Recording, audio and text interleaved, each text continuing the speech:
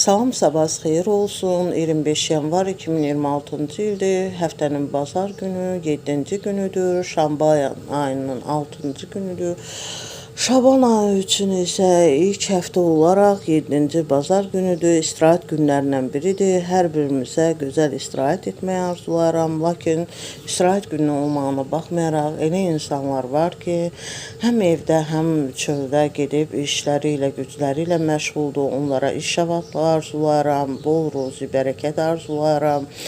Qazancları bol olsun, cibləri dolu olsun və bununla yanaşı 7-ci bazar günü olmağına baxmayaraq, bu günlərdə deməli təhsili ilə məşğul olan, hazırlığa gedən, dərsləri ilə çalışan, orta məktəb şagirdləri, bununla yanaşı orta ixtisas tələbələri, ali məktəb tələbələrinə isə zehin açıqlığı, yol açıqlığı arzulayıram və 25 yanvar günündə kimlərin dünyasını dəyişənlər var, rəhmətə gedənlər var. Onların hər birinə Allahdan rəhmət diləyirəm və 25 yanvar günündə kimlərin xəstələri var, şəfa diləyirəm. O cümlədən bütün qazilərimizə can sağlığı, şəfa diləyirəm.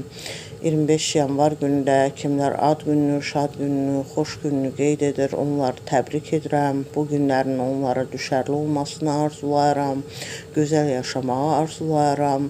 25 yanvar günündə də tarixi günlər var. 25 yanvar günündə, yəni 1325-ci ildə 3-cü Eduard İngiltərə kralı olduğu gündür. 25 yanvar 1554-cü ildə Braziliyanın São Paulo şəhərinin əsası qoyulduğu gündür. 25 yanvar 1879-cu ildə Bolqarıstan Beynəlxalq Bankının yaradıldığı gündür.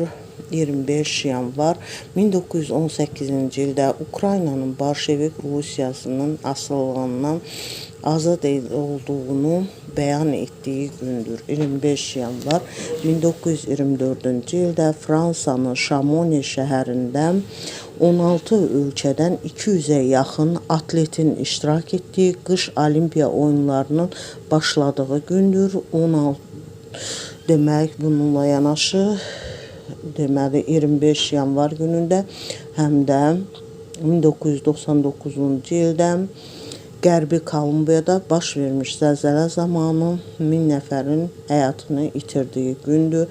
25 yanvar Azərbaycan Respublikasının Avropa Şurasının tam hüquqlu üzvü qəbul edildiyi gündür. Dinlədiyiniz üçün təşəkkür edirəm.